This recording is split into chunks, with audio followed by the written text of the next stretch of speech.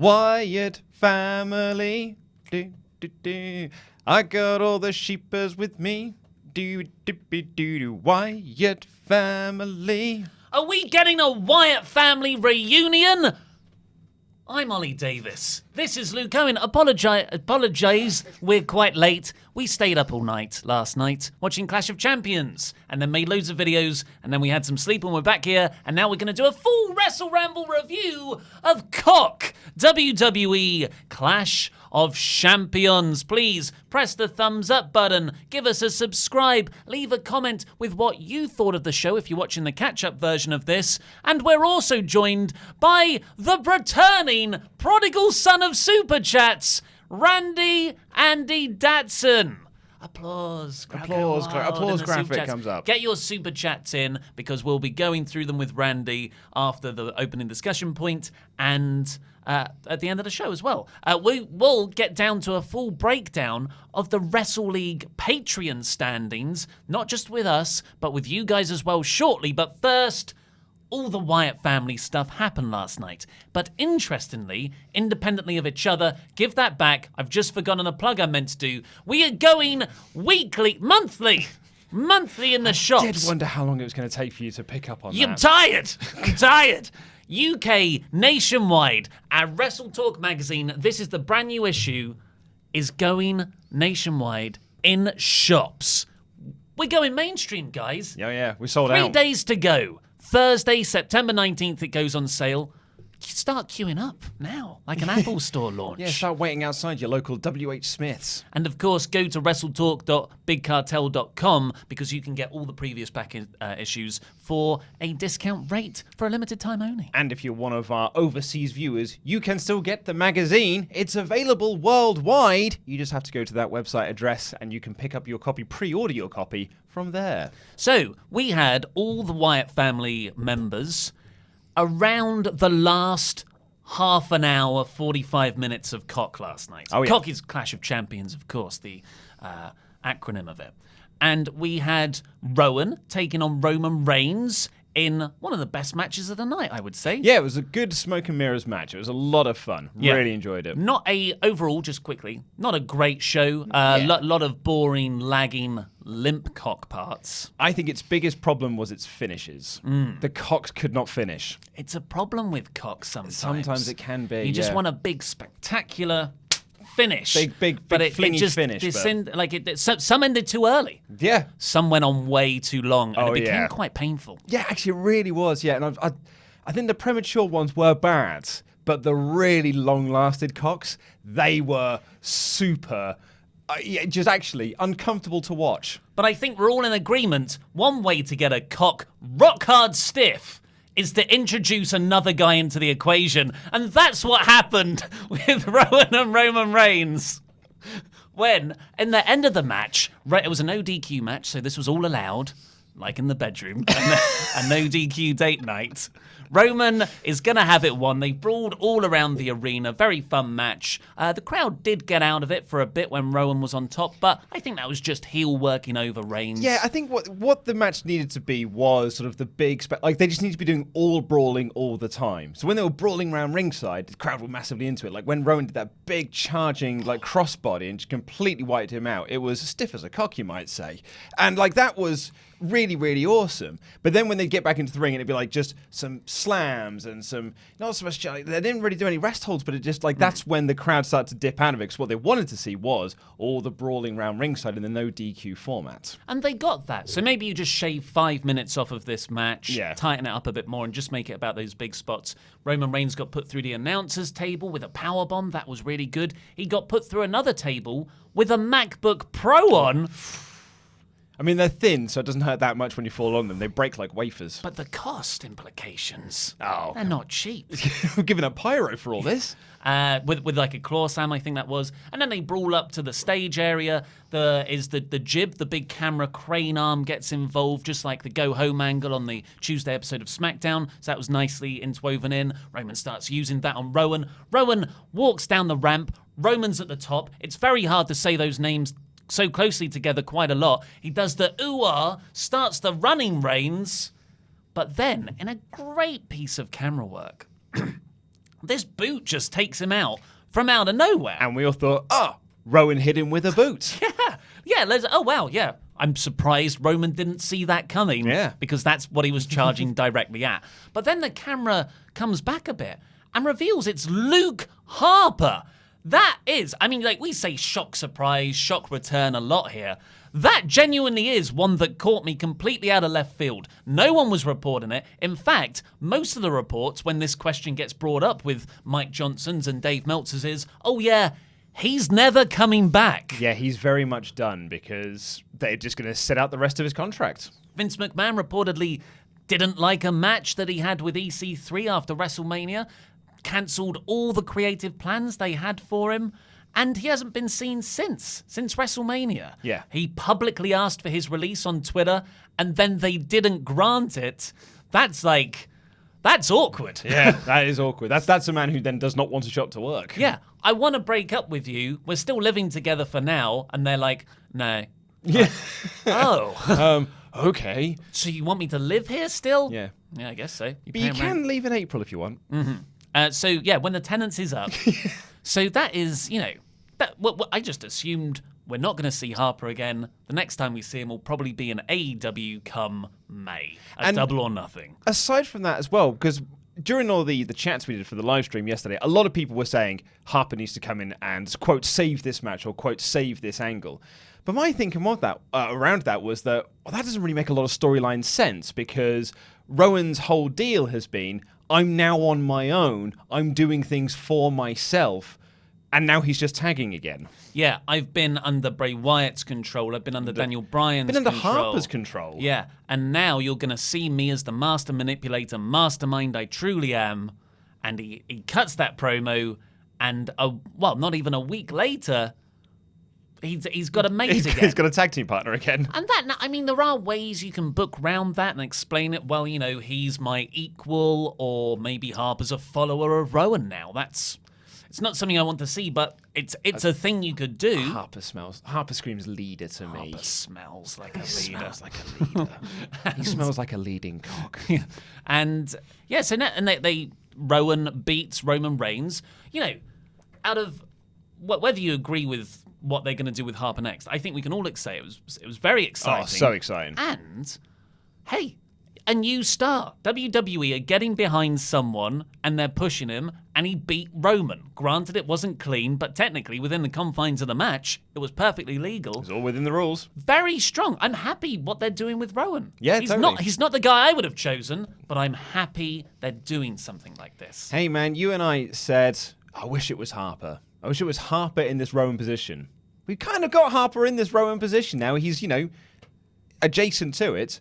I just hope he doesn't get Buddy Murphy'd or Samoa Joe'd in this storyline and just gets dropped after a couple of weeks and he just goes back to being... But I got to figure now that this is going to be leading to Roman and Bryan versus Harper and Rowan. There's quite a few ways you could go with this. Bryan could then be revealed as still with them. You could do Bryan, Harper, and Rowan against Roman and the Usos. Haven't seen the Usos for a while. So there's lots of equally good, interesting ways you can take this dynamic going forward. So I'm excited. Yeah. And that, after quite a limp cock throughout the entire evening, this was, real stiff. It was a stiff moment. end. Yeah.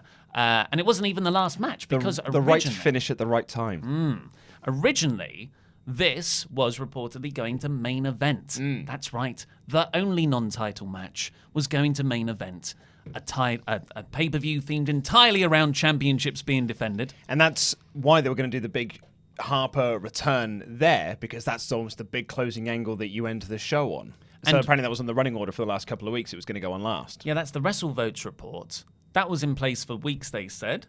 And then Dave Meltzer has said on today's Wrestling Observer that actually Harper was only contacted on Friday. Wow. About him coming back. That doesn't mean, that they might have just had it planned internally and then only gave him the call on Friday. Yeah. So that doesn't negate one or the other, but it's just an interesting insight into whether this actually could be a last-minute thing. Because, sure, Harper return is a big surprise, but also it's Roman. But it could have been Brian. Yeah. They could have always planned it to be Brian as the person that comes down and attacks people, which a lot of people theorize in the comments that we've had and the super chats that we've had, that Brian is still going to be revealed as the true mastermind behind this, and it's all just been this big ploy. So it could have always been that Brian was in that place, but thought, actually, let's swerve the crowd. We'll get Harper in there as well. I mean, let's be honest, they've been making it up as they go along anyway. We may as well just add more stuff to it. Or, and this is wild speculation here, just seeing how all these little pieces are strangely aligning. You've got Harper and Rowan back together. It feels so good. Then you had Braun Strowman fighting for the Universal title afterwards in a not very well told story with Seth Rollins and imploding tag teams. Seth Rollins beat him quite, decisively by the end with Triple H's finisher.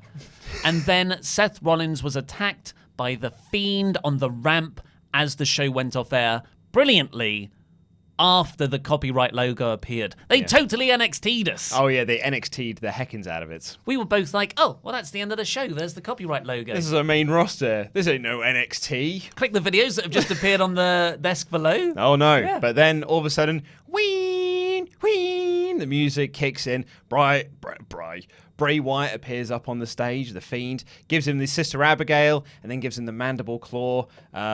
Yeah, it was very, very cool angle, very, very effective. Fiend looked awesome. We got a massive reaction from the crowd as well. And the commentators seemed very surprised by all this, despite the fact that Bray Wyatt spent the last 2 weeks saying, I'm going to face one of them. I'm going to face the winner at Hell in a Cell. Yeah. I think the Firefly Funhouse might be something only we can see. It's like an Ultimate Warrior in the mirror. Now, of course, you've got Harper and Rowan in the match before. You had Braun in that match. And then you had Bray Wyatt closing the show, which for me is the right decision.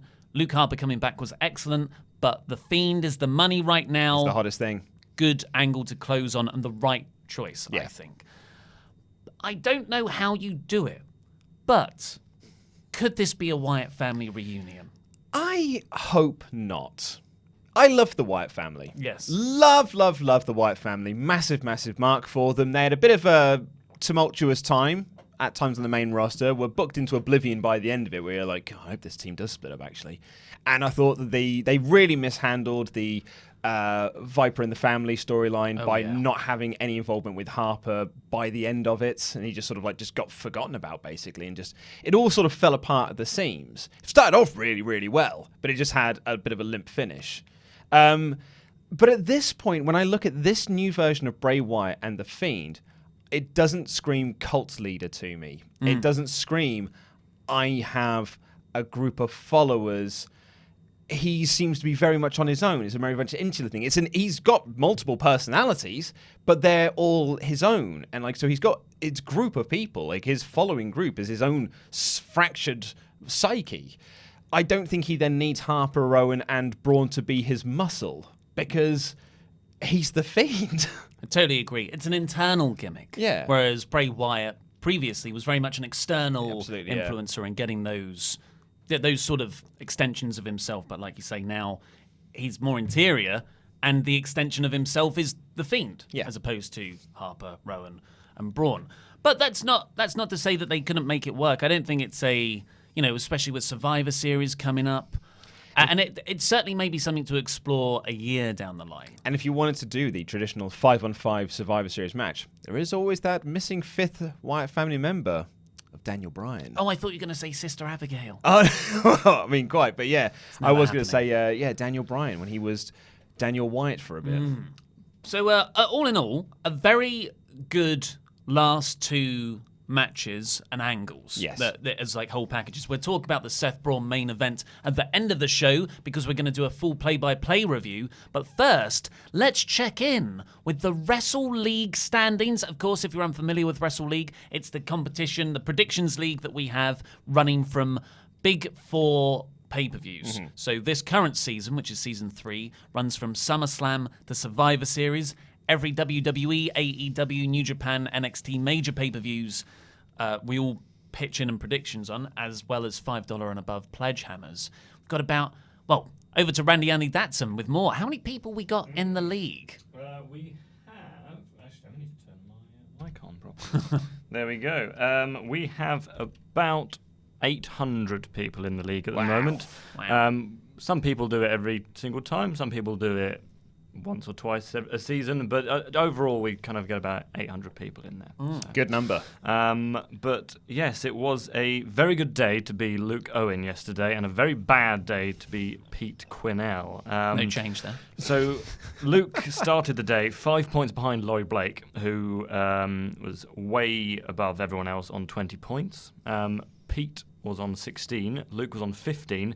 Luke is now on 25 points, having got 10 out of 12 correct last night.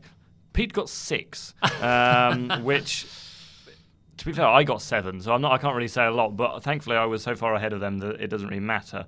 But yeah, Pete is now 3 points behind Luke and last, and is looking likely to be doing the punishment video in a few weeks. Well, we've still got Hell in a Cell, Yep. Full Gear, Bound for Glory. Bound for Glory. No, 4 gears after. Oh no, it is before and Survivor Series Yeah. to go. So there's still plenty to And play War Games. for.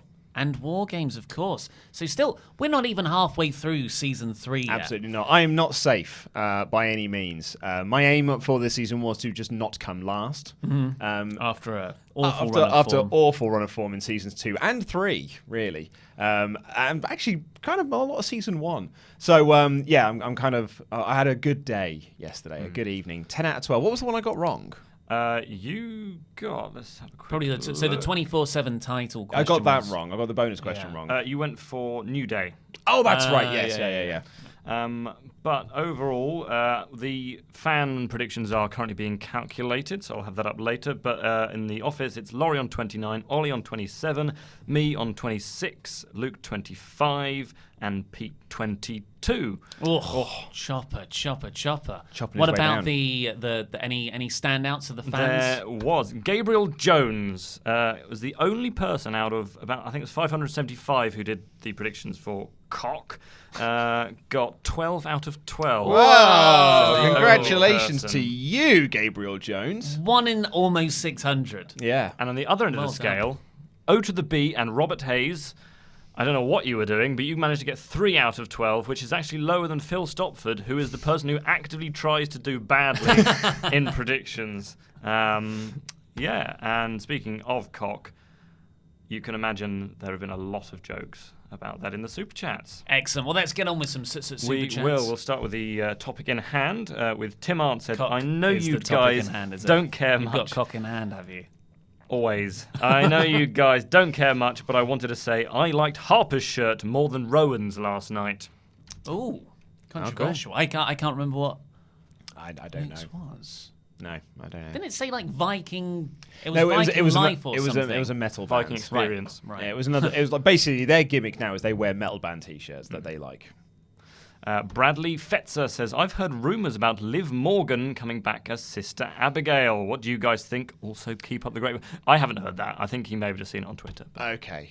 Yeah, that could be speculation. That sounds like a terrible Speculation is idea. different to rumours. Yeah. And I don't think that's right. there is talk they've kept her off live events because they want to repackage her for some reason, whatever that is. But the Shower Lurker... Jacob Bates. It is. Actually, I should have put this. I'll put this in the next one because these are all cock jokes. Vactors V says, "What if Becky makes a special guest appearance on the Funhouse as a way for the Fiend to psychologically get into Seth's head?" Only as a puppet. Yes. The Bray's Firefly Funhouse world should only be Bray and his puppets Yeah, until you completely trash the set or something. My worry is when people get down there, it'll be like when Hulk Hogan went to the Dungeon of Doom. Oh, There's no Hulkamaniacs here. There's the water. It's not hot. Stevie Ray says, "Let's get the Fiend." Let's say the Fiend wins a Hell in a Cell. Who would you be most excited to see him face? Demon versus Fiend for the strap at WrestleMania. Hope you enjoyed Cock. I always enjoy Cock. I want to see Braun and Bray. I don't know how they book it because they're not very good at booking Strowman in title matches. But there's a lot of context there. I believe I saw today he's had 9 attempts at title matches and has lost all 9 of them. Yeah. Yeah. That's not good. That's a terrible running around. That's like me in predictions. Iron Monkey 75 says, "If the Fiend wins at Hell in a Cell, should he just leave the title in the ring, as in beating Rollins means more than the title, so they don't overbook him?" No, we were talking about this yesterday on the live stream. My my feeling towards that idea is that the Fiend's the hottest character at the moment. He's the character that everyone really likes. So him giving up the title makes the title look a bit rubbish. So anyone going after that title then just looks rubbish as well, because the guy that we really like doesn't want that thing. So why should I care about these guys going after that thing? Totally. And last one for now is Jobber JJ to say, I don't think we're getting the whole Wyatt family, but could Strowman join Harper and Rowan and feud with the club? Strowman has beef with the OC. Yeah, I mean, I guess it all depends what happens in the draft. Who ends up where? Strowman, do we want another heel turn for Strowman? Yeah. Well, it feels like he needs it, but at the same time, it's been too many. I just think as well that, again, with the sort of Wyatt family reunion stuff, they all just feel very disparate. Like, Harper and Rowan make sense together because since the Wyatt family split, they have been together as the Bludgeon Brothers, and Braun's been doing has been off doing his own thing, and Wyatt's been off doing his own thing. So they've all felt like very separate characters. To then just bring these disparate souls together would be like, it's just a bit weird and random. Souls. Right, so the pay-per-view from top to bottom, the pre-show began with the three-way for the Cruiserweight title, Lince Dorado versus Humberto Carrillo, and Drew Gulak. And yeah, it was Lucha, and Drew trying to stop the Lucha, and it was fine. It was good. Good in-ring stuff. Yeah. The finishes could have been really good, I think. It was building to a nice crescendo, but there just seemed to be a few mistimed spots between Humberto and Lince. I'm not going to say his last name again. And that kind of took a bit of the pace out of what could have been a nice crescendo. Yeah, because Carrillo essentially did his finish, but had essentially missed it. And then Drew Gulak got in and repeated the Baron Corbin finish from Raw to win the semi-finals of the King of the Ring, and then went to do like a German suplex roll-up. But because Dorado's shoulders weren't fully down, the referee was like, no, shoulders aren't down, so he had to sort of shift his weight and stuff. So Dorado was down for about an hour before they eventually pinned him. Yeah, I did like Drew winning with a roll-up. A roll-up. A hold. Yeah, well, it was a bridge. Yeah. A back bridge. I don't actually know what it's called because I've never actually seen someone win with that before. So that was good. But yeah, a good match. Unfortunately, just let down a little bit by some communication issues or just some slightly missed spots. Speaking of communication issues, this felt like communications issues within the writers' room.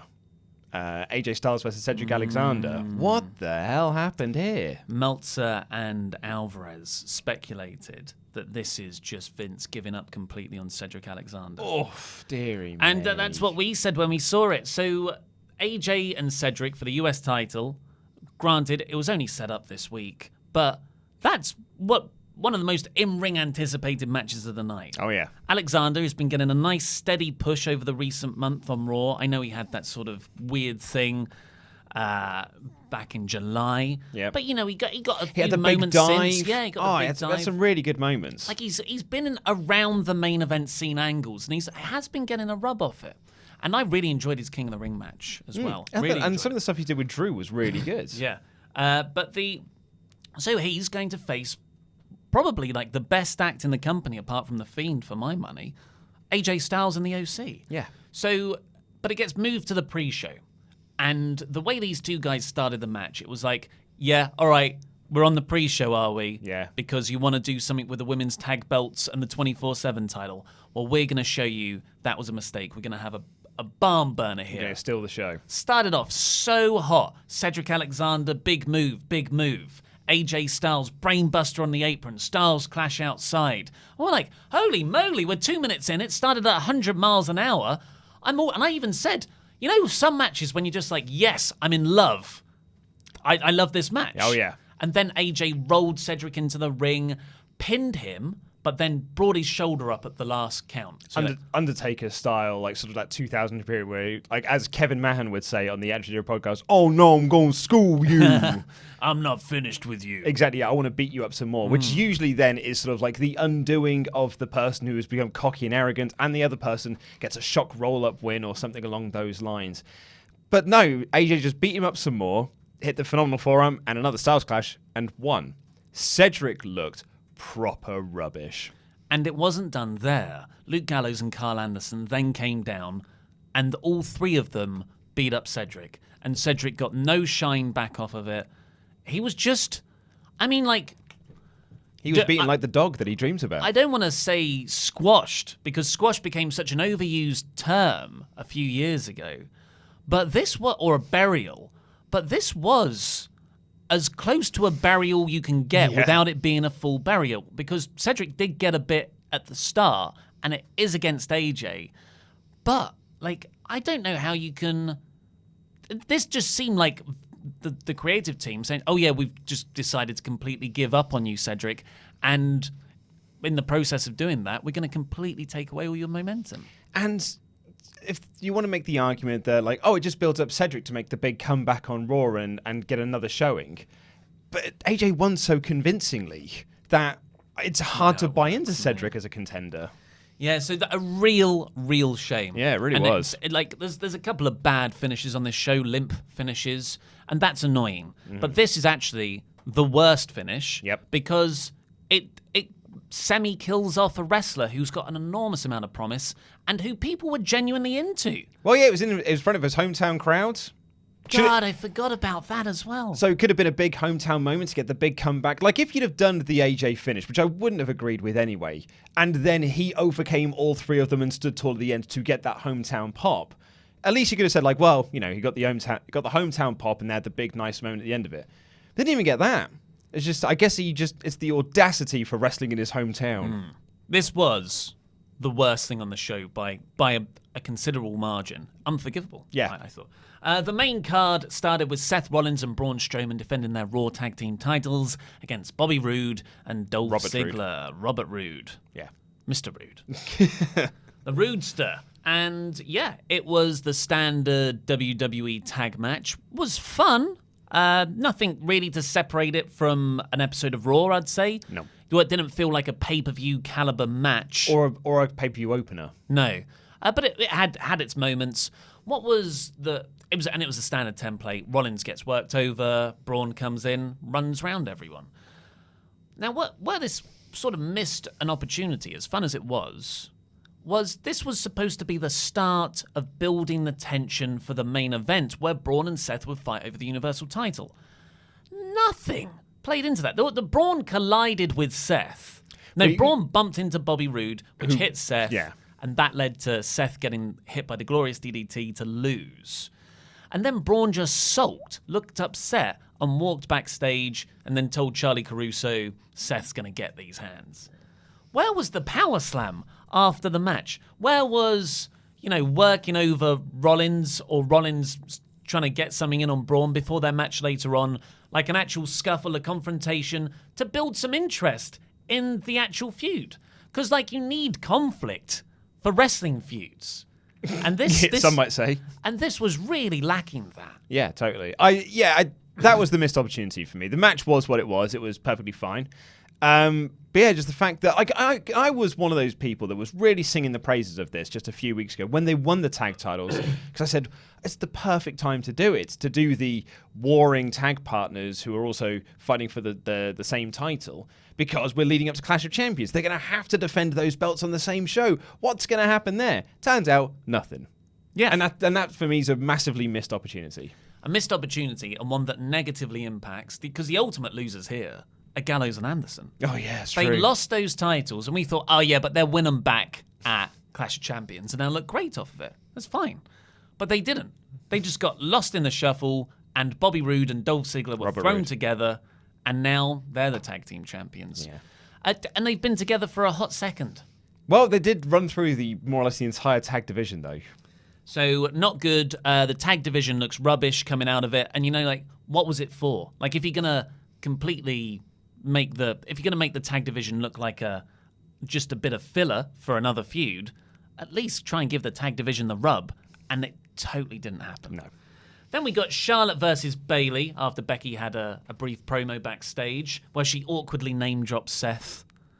That was awkward. Yeah. She was like, me and Seth will still be the champions at the end of the night. We got Charlotte versus Bayley. Bayley got a kind of hometown pop. Because Charlotte got a hometown pop. Charlotte got a hometown pop because she's from Charlotte, where this was. And then Bayley got a nice bit of heat because she's not from Charlotte, I imagine. Yep. And then Charlotte was a baby face. Do you know how long this match went? 4 minutes? 3 minutes, 45 seconds. Oh, it's close. Charlotte beat up Bayley for the entire time. Yeah. And then Bayley just pulled Charlotte into an exposed turnbuckle, got the pin, and then brilliantly ran away with the title. Yeah. I really like the finish. But the rest of it, I was just a bit... I mean, you seem surprised that Charlotte was wrestling as a babyface, considering she is now a babyface. Yeah, maybe that's why I came... I wasn't too high on this. Yeah. She's just such a natural heel. So, you think she is? I mean, I figured she is now. I don't know. But I thought she was. I'm all for Shades of Grey, but this isn't intriguing Shades of Grey. No. Then we got the Revival versus New Day, which was a very good match. Yeah, actually. very, very good. And you know what? Had a good finish. It was just badly done. Yeah, and it was a shame as well because this was another feud that could have had a really hot go-home angle leading into it, but it didn't. They just opted... I don't know why they just opted not to do it on SmackDown.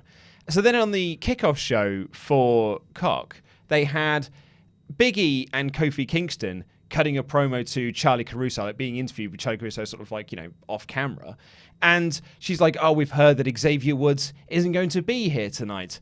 And then Xavier Woods off camera goes, whoa, whoa, whoa there, Charlie. Pans up. He was there the whole time. And Charlie's like, whoa, you're here. I'm like, you sure? You must have seen him. Yeah. It's and like you could have had all those guys involved in that big Randy, Kofi, MSG, All go home six angle. of them, yeah. And it would have made so much more interest in this match, giving it a lot more heat going in. Because otherwise, Nothing. the storyline was the Revival injured them, and then they just were there. But They didn't make a comeback. They didn't make a big return.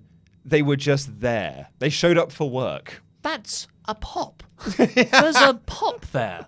And you didn't take the pop. You took the non-pop option. Why would you ever take the non-pop option? I don't know. But because there was no real stuff to make a video package of, before this match, they did a recap of Shane McMahon firing Kevin Owens. Now, we'll come on to that later.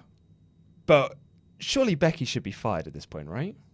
Why? Oh, because she struck an official. official. They did say she's been fined the same amount, 10,000 that... 100,000 for Owens it was. Oh, was it? But that was an inflated amount by Shane, I guess. I see. It's all lame, Yeah. whatever it is. So the Revival versus New Day, I actually really loved the in-ring storytelling here. Because, surprise, surprise, it's the Revival and New Day, where it was essentially Xavier wants revenge, he's really going for the Revival, and the Revival were just going for his injured knee. Xavier knows they're going to go for his injured knee, so he's constantly dodging those attacks and coming back at them. But then the Revival overcome him, they beat him up. An awesome flying clothesline on Big E off the apron, just flat back bump to the outside from Yeah. Dash Wilder. Look, brutal. And ton of brutal. That shadow machine on the outside where they took all of Big E's weight down onto his knees, onto the padding outside. Oof, that looked rough as heck. Yeah, so I think they took out... Did they take out Xavier? They and then did, it was yeah. a 2-on-1 on Big E. Yeah. And it was, it was really good. I enjoyed this tremendously. And then they, like you said, took out Big E completely with the shatter machine on the outside. They go for Xavier. They... I hit a shatter machine on him. Yeah, and they could go for the pin, and Scott Dawson goes, no, you know what? Let's make him tap instead. In the figure 4. Of course, this is Flair country, North Carolina. I thought, great idea. Great idea. What a heely, dastardly thing to do.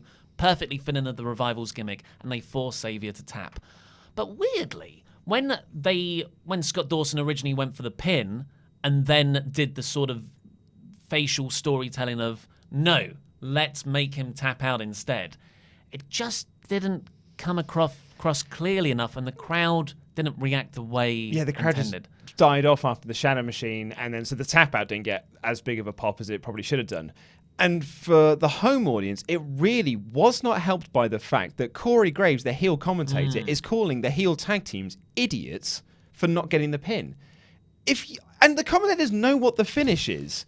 So surely Corey should be there going like, well, they want to inflict all the punishment. They should be telling the story Corey should be telling it from a heel perspective, being like, what an awesome thing this is. They're the best tag team on the planet, this and the other. Instead, he's going like, they're a bunch of morons. Why aren't they getting the pin? This is the dumbest thing I've ever seen. These guys are morons. So it makes them just look like complete dolts. Sounds like Charlie Caruso in commentary. He was feeding him lines. Yeah. The problem it's a great idea. Honestly, I really like it. But it came off like a miscommunication as opposed to an intended plan. But, new SmackDown Tag Team Champions with the Revival. They're Raw guys. What does it matter? Because WWE confirmed the news, early in the day, but also on this pay-per-view, there will be a draft the week after SmackDown goes to Fox. Yes. So, who cares? And it got some good Revival cut a promo afterwards saying how Randy's going to be the champion later on. It's got some great heat from the crowd. I felt sorry for the Revival as well because they've got new gear to represent their new team with Randy Orton. Like they've got the Viper on there, and they're the sort of like two pit bulls alongside him. They've got Randy Orton style jacket hoodies to wear alongside. And I'm like, oh man, they're gonna be like a proper 3-person unit. And then Randy came out later with ne'er a reference to the Revival, so it very much felt like, hey, we're friends, right? Yeah. Look at my new jacket. And Randy's like, don't care. So that's legacy then. Alexa Bliss is then backstage. She's dressed as Harley Quinn. You nearly lost your goddamn mind. I like a cosplay. What can I say? And then the boom comes into shot as Nikki Cross is cutting a promo. It was quite a good promo as well. But no, that had to be undermined. And it's R-Truth operating the boom. It's 24/7 stuff. Carmella broke character right away. Like, just corpsed instantaneously because R-Truth has always confused Alexa Bliss with Carmella. And so he said, sorry to interrupt your promo there, Carmella. And the actual Mella just started laughing. I don't think it's breaking or corpsing. I think there's been a backstage direction to tell Carmella to laugh at whatever R-Truth does. Yeah, he's a funny guy. He is a funny guy. I think it would be funnier if Carmella wasn't guffawing. I think they think it's funnier if someone is laughing. To let the audience it doesn't come across as naturalistic to me. No. So I find it quite off-putting. And then Alexa is just like, oh, it's okay, Truth. And she grabs the boom mic. She's like, attention, Truth is on the set. Truth is on the set. As if it was a Tannoy announcement. But if you're watching the TV and you can hear what Alexa Bliss said, you know Truth is there because you've just seen him. And heard him. Yeah. On the boom mic that he just spoke into. It didn't work logically. No. And then all the 24/7 people run in. And then this fed into the match, Fire and Desire versus Alexa Bliss and Nikki Cross for the women's tag team titles. It was a nothing match. Then the 24/7 title stuff happened in the middle of that. Alexa tried to roll up Truth. Truth ran off through the crowd. That was it for the 24/7 title. We were predicting like maybe 9, 10, 11 title changes. There was 0. Yeah. It just seems like WWE have lost interest. Completely. But this was like the WWE's lost interest section of the show with both the 24/7 title and the women's tag belts. And as soon as the 24/7 title stuff was done with, though, this match turned out to be quite okay. And that's thanks to Nikki Cross and Sonya Deville. Oh, yeah. Sonya Deville is so good. We said during the live stream, she deserves so much better than what she gets in this company because she's just been saddled with this tag team gimmick that has never gotten over. And she's always just playing second fiddle to Mandy Rose, even though she is so much. And that's nothing against Mandy Rose, because I think Mandy Rose is very good as well. But Sonya's so much better. Yeah. She should be a single star on her own. We should be having Asuka versus Sonya Deville matches on pay-per-view. Totally. But we're not getting that because both of them are just stuck in these crap tag teams that the company don't care about. And I think Nikki Cross as well. Oh, Nikki, If her absolutely. character wasn't undermined, Yes. she could have been a really good player in the women's division, but now she's also second fiddle. This storyline has been very poor. Cross won the match, pinning Sonya. Oh no, she pinned Mandy, which is kind of a nice tie-up to an awfully told story, because it was Mandy who called Cross ugly. But she pinned her on SmackDown. I don't know.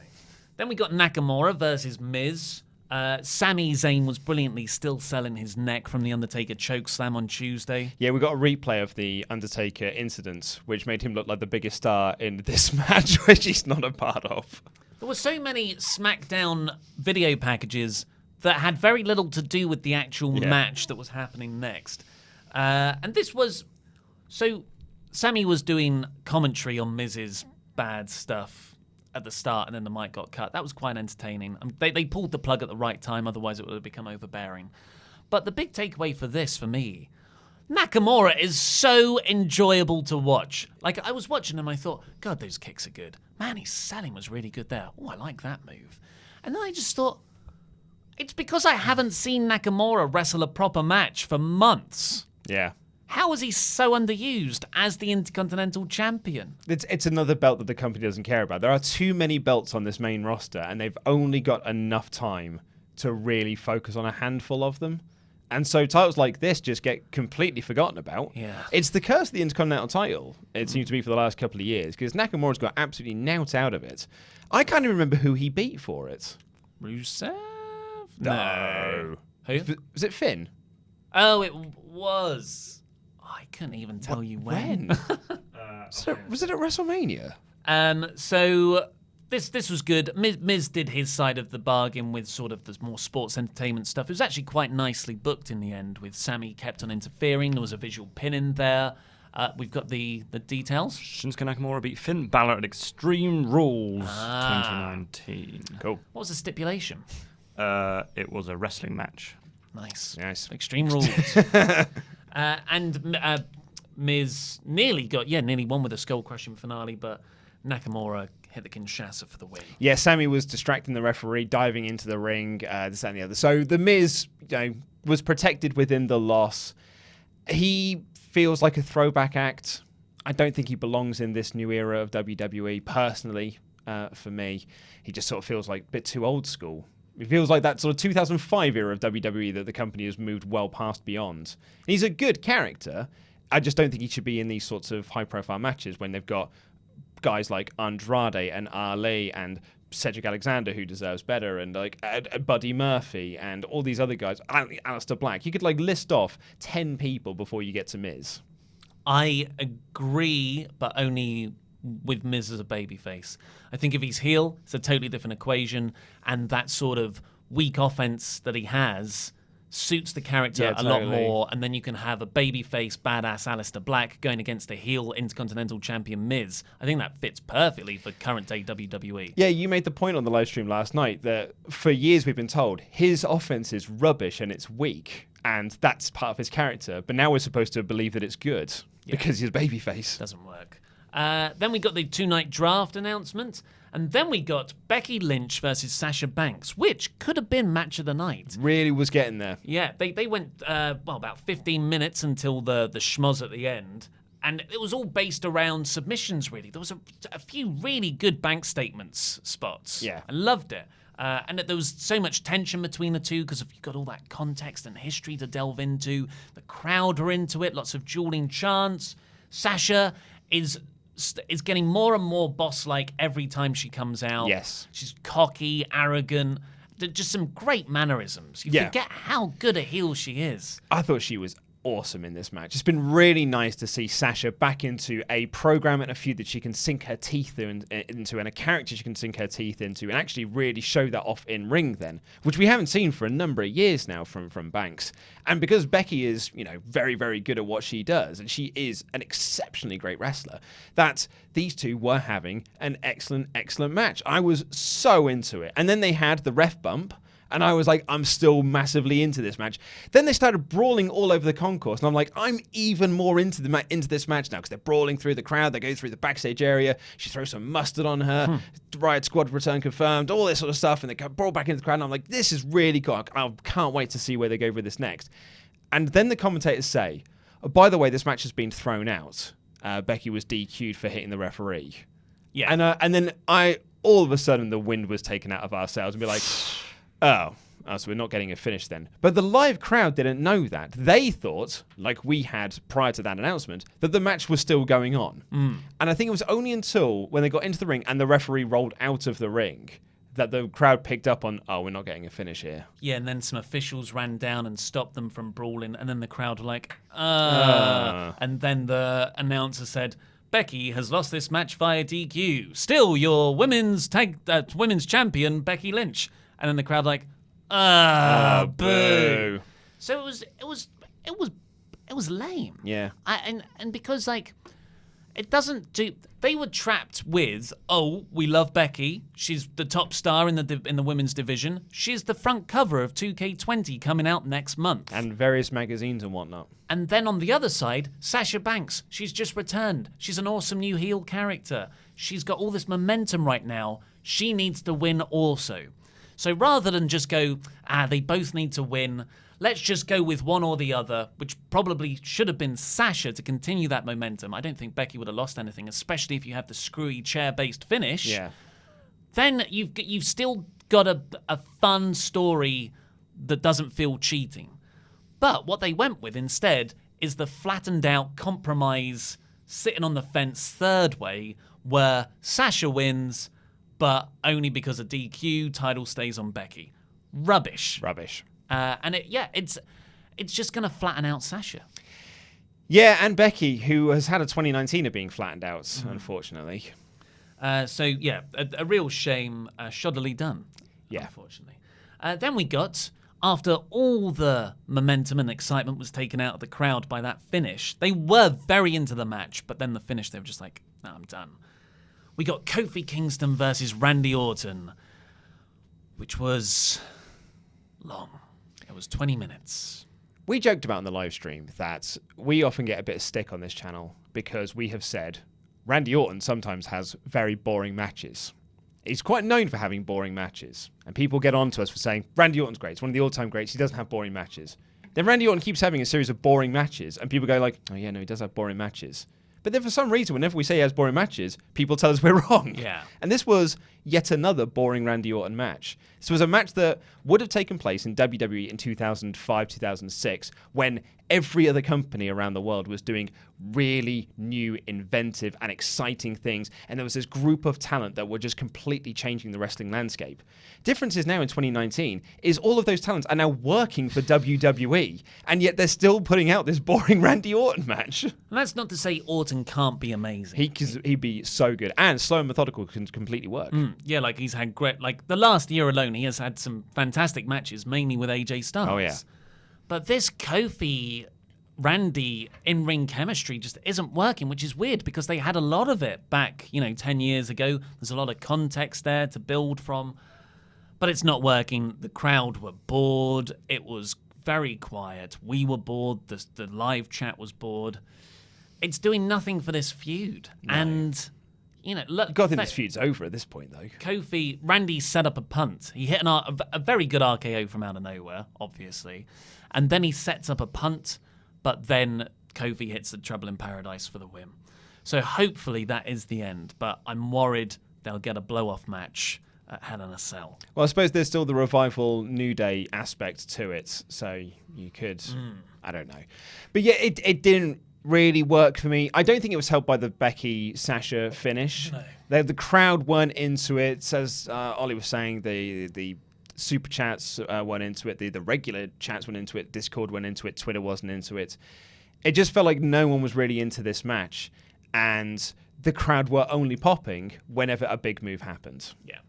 After that, we got the Street Profits doing their thing backstage. And they're promoting Chad Gable and Baron Corbin for the King of the Ring final on Raw. King Corbin. And gotta be King Corbin. Montez Ford starts singing The Lion King. Mm-hmm.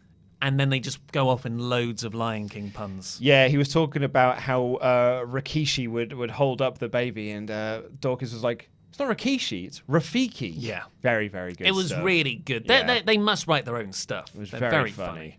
But then Booker T walked in. Well, it wasn't Booker T. Yes. It was King Booker came in.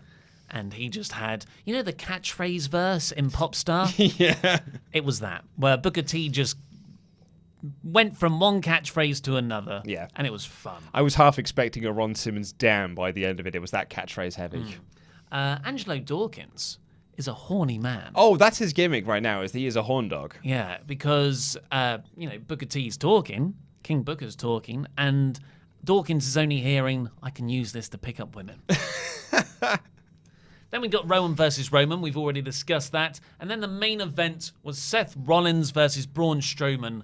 a very Paul Heyman big move match, and it was fun for it. It's exactly what it needs to be. It needs to be a 10-minute explosive crash bang wallop what a video match, and it was exactly that. And it really needed it after the Becky Seth finish, the Becky Banks finish, and the Kofi Orton match. The crowd were picked back up by the Rowan-Roman match and the Luke Harper return. So they were really sort of like amped up again. And just what they needed to get finished off was this big explosive 10-minute match. And it's the best way to book Braun matches, really.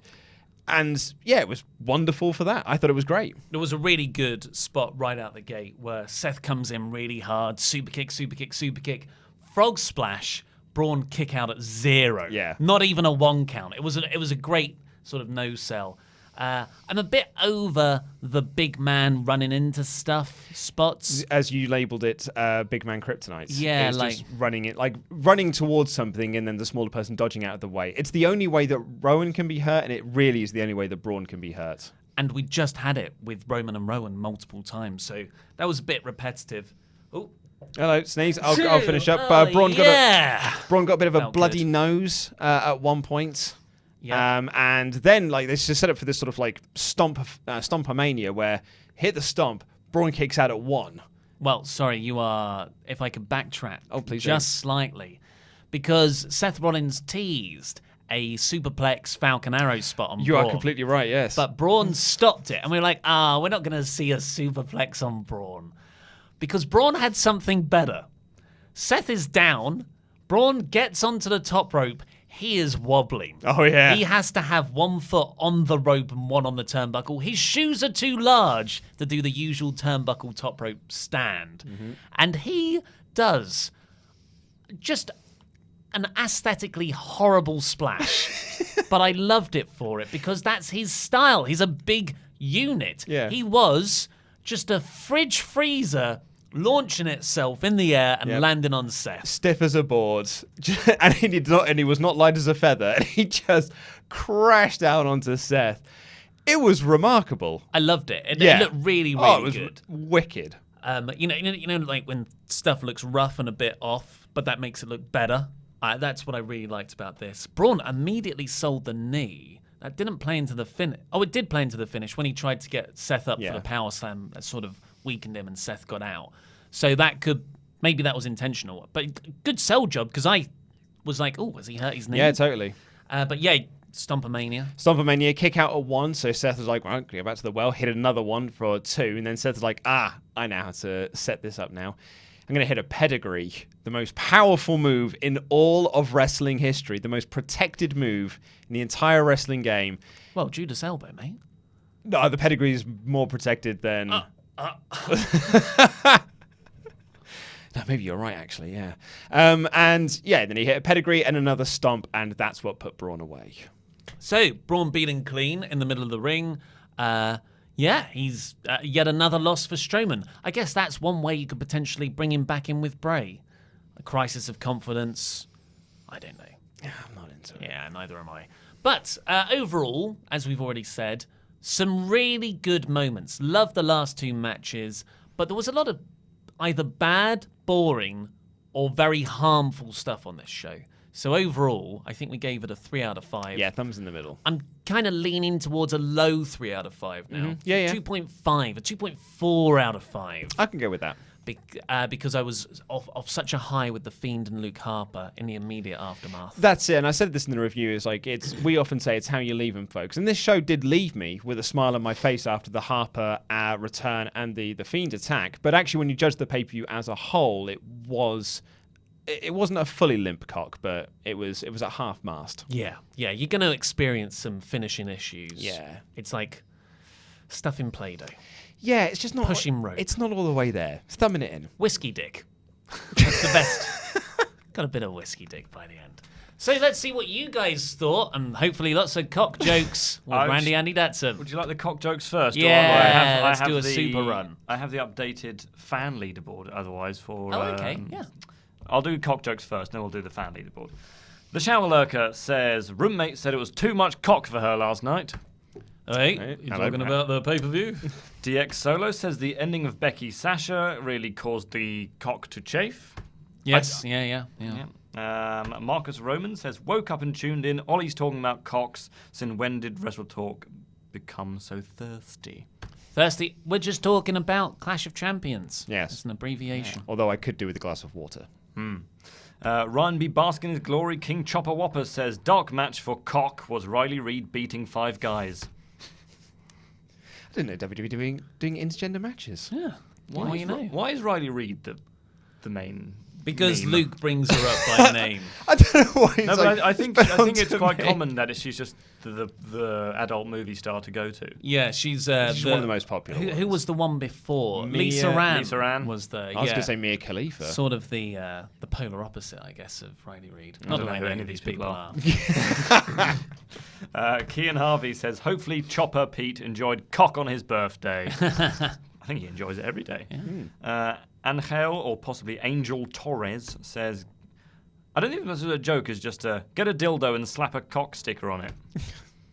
Or like a Clash of Champions sticker. Yeah, I guess. Could do. Next year, maybe. Oh, I've managed to miss out who this is, but someone says, can't wait for the pay-per-view follow-up to Cock, Playground Under Siege. Yes, I know, kind of lame way to get that abbreviation, but hey, it's early. I mean, that says pus. Oh, no, it's probably, you could say pus another way. Yeah. We'll go on to the next one. Yeah, move along. Jobber JJ says, AW Sports Bay Show, WWE Sports Entertain Cock. Yeah, Sports Entertain Cock. Should we do the quick leaderboard? Yeah, let's get the Patreon So the standings. best of the best. There are 4 people who are top of the league on 30 points, which actually means that Laurie is second place overall. Wow. Out of 800 people? I will tell you exactly how many it is. It is 773 Oh. people. So top is David C, Joel, one of my favourite names, Jushin Thunder Liga, Nice. and Crethian. Wow, There you so only go. 4 people on the top spot. Of course, the winner gets the WrestleTalk trophy emoji trophy sent to them. So, exciting times. There's one person at the bottom, but I think they've only actually taken part in. I think they took part in All Out and got 0, Wow. and that's it. So That's meta. Yeah. But we will get on with the rest of the super chats. Terry Creech says, was at Cock last night. Venue was absolutely packed. Final 3 matches were boring except Harper and Return, and Fiend was a legit horror movie. The kid beside me started crying and hiding his face. Oh, that's good to hear. I'm surprised you thought the Seth Braun match was boring. Yeah. Oh, that was a lot of fun. Yeah, Randy Kofi was Very boring. very boring, but the last 2 were pretty fun. King Rasta says, it's good that Reigns lost to show that he's human. Yeah, I mean, it took 2 guys to defeat him. Yeah. But yeah, it's nice to see that happen, and Rowan looks really good coming out of it. So the big stars now are Rowan and Shane McMahon, who pinned him earlier this year. Tim Arndt says, I can hear Sasha's thoughts now. To re-sign, they said. We'll put you back with Bayley, they said. Yeah, totally. Well, the reports are she hasn't properly re-signed, so we'll see. Dwayne Cooley says, in terms of my statement last night with Charlotte and Turnbuckles, she, in kayfabe, knocked herself out at Money in the Bank this year when Bayley cashed in. Yeah, Right. I remember that now. We were trying to remember what the Turnbuckle Charlotte spot was. Thanks for clearing that up. Thank you. Sparks says, I can see Steph McMahon come out tonight and strip Lynch of the belt and give it to Banks, or make a rematch tonight for the belt where the man drops it and starts a feud with Stephanie.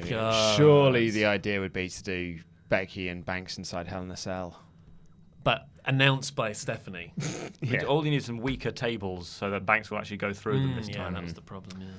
Dina Sisse says, I believe the Revival, the first team in WWE history to become Triple Crown Tag Champions as an actual team. They've won NXT, Raw, and SmackDown titles together. Yeah, Chad Gable's won all of them, but with different people. But yeah, Revival are the only actual team. Congratulations, Revival. Omar Diaz says, Randy Andy Datson, the best in the world. How are you? I'm very well, slightly groggy, but I'm all good. Thank you very much for asking. Timothy Beatty says, should the 24/7 title be defended inside Hell in a Cell? Why not? Do you know what? It would be different. I'm trying to climb out. A 15-minute scramble inside Hell in a Cell. Whoever's got the title at the end, that's your winner. That could be quite fun, yeah. Brian Moore says, the first super chat, but has to ask, am I the only one still in disbelief that Robert Roode has pinned the Universal Champion? No, because it's not really about that, was it? No. It was that felt like the least important thing in that match, unfortunately. About the Hell in a Cell 24/7 title thing, you can actually do a lot of very safe hardcore spots with people falling off the cage onto everyone. Yeah. Because you can have so many people involved. That's a good idea. B says, Randy versus Kofi was a little boring. A little boring. A little boring, yeah. Brian a bit of the boring. Brian Hoyt says, just wanted to say I called Luke last week on a super chat and I was right. The tag division is great now. Profits, Vikings, Revival, Rudolph, great. But they're not, like, Street Profits aren't competing. Viking Raiders aren't connecting with the crowd. Rudolph only became in existence 4 weeks ago. Who's the other team? Vikings? Viking Raiders. Yeah. And as Gallows and Anderson as well. And Gallows and Anderson, have been not jobbed out, but completely flattened out over the last month. So I don't think you can say it's a very good tag division unless you're trolling. There are good teams in there, but it is not a good tag division currently. Yeah, it's not been treated well. Yeah. Yeah. The Gaming says, hey guys, love your work. Any tips for streaming? Get moderators. Yeah, don't swear. He loves 23 says, hey guys, have a question. Do you guys believe, completely unrelated, but do you guys believe Moxley versus Suzuki will happen at Wrestle Kingdom? Oh, tasty. Because Moxley did challenge him.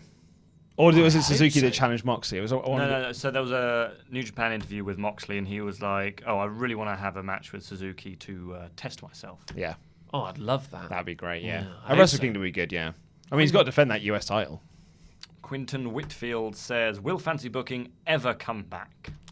Yeah, we'll do but we're so stretched as it is. It's too many shows. We don't have the time, unfortunately. Yeah. Esther Wink23 says, cock was awful. You guys were not. Cheers, #bubbly. A little bit of the bubbly. Thank you very much for watching. Rons Rajen says, so does Rowan still care about the planet? Or... I'm not sure he ever did. I think it was all a front. The Prodigy 58 says, in kayfabe, why are kendo sticks under the ring? They're a really useful DIY tool for setting up rings. Yeah, I don't know if anyone's actually put together a wrestling ring before, but it's actually done with kendo sticks. They don't have screwdrivers or Allen keys or anything like that. It's all done. All of the holes are designed for kendo sticks. They made out of bamboo, so they're also used for like propping up plants and things like that. Exactly. Yeah. They're not hammers. You just No. Yeah, you just absolutely. Yeah. Craig Dennis says, in the draft, do you split Kofi from Woods and E? No. No, because you need that Big E heel turn soon. Ben Greenwood, who is the guy I don't even remember at Double or Nothing, who did the late predictions. What if Braun led Harper and Rowan to try and beat the Fiend? We talked about that earlier. Another person commented that. It's I don't like it, especially Rowan saying he's the mastermind. It's very inconsistent. I think you're trying to fit square pegs in very appealing round holes. Yeah. Kevin says, I think if Becky Sasha match ended in a DQ straight after Lynch hit the ref, then we have the big brawl after the match with officials running all around the arena. It would have been more entertaining. Yes, I agree. It would have certainly mitigated some of that confusion and fizzling outness. It was a terrible ref bump as well, because he went completely limp about 5 seconds before he got hit. Scorp 18 is Elite says, proud pledgehammer here. I think Renee Young was horny because she kept saying how hot Nikki Cross was. Because I guess Mandy had said that Nikki was ugly. Sam Honey says, could WWE put Renee on NXT to compete with Mox? Oh, like putting the husband and wife up against each other. Well, I mean, Britt Baker and Adam Cole are going to be going up against each other. In the bedroom. Fritz 11 TFK 7 21 TFK 777 says, New Day Revival match confused me. Commentators told story of Big E making a comeback and New Day beating Revival due to them wasting time. Yeah, well, that ending just really didn't work.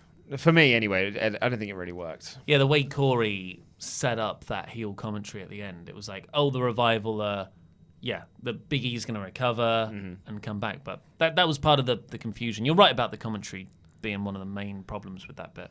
Marcus Roman says, I shouted flying whale when Braun did the splash. I liked Michael Cole's circle where he called him a flying bus because he did take the shape of a bus when he did it. Sean Turner says, what is a dark age of WWE in the modern era? Brock and Jinder as champs? Baron's mid-card of Evil saga? Omnichain WWE reign? Or wildcard rules? I mean, they're all pretty bleak. Yeah. But like the worst time in WWE, it's probably sometime this year. It would have been, Omnichain wasn't great, and it would have been worse if Omnichain had won the title. Raw 25-ish time? Well, It wasn't really a dark time. It was a bad show. Yeah, because you had Baron on Raw and Shane on SmackDown. It really suffocated everything for months. And Nate dropped surname says, how could you possibly give up on Cedric after that enthralling mystery janitor story he had? He was clearly primed for a mega push then, lol. I'd have loved it, Luke, if he'd done that same at the end of this match as well. Just stood up and go like, got him. And lastly is King Rasta, who says, didn't the Revival leave? Didn't the Revival leave for AEW? So of course they won. I think what he's asking... Where are the Usos, and can we have a Heavy Machinery versus the Revival? Yeah, I think what he's asking is the Revival were one of the reported teams to have wanted to leave WWE. Maybe they asked to leave, possibly. Yeah, I think they were...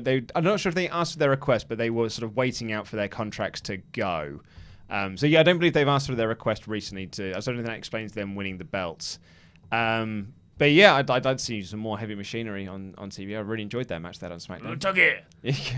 Right, so that's all we've got time for today. Thank you ever so much, everybody. He also asked, where's the Usos? Don't know. Yeah.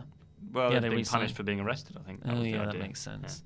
Thank you all so much for all your wonderful super chats and for joining us for this stream. Stick around on the WrestleTalk YouTube channel, though, because the brand new episode of the WrestleTalk Showcase, where we profile and focus on independent wrestling matches, is coming up immediately after this, and I'll be in the super chats answering everyone's questions and the live chat, because we're going to do the premiere thing like we usually do. We've got Bobby Guns versus Nathan Cruz as the featured match. Guns.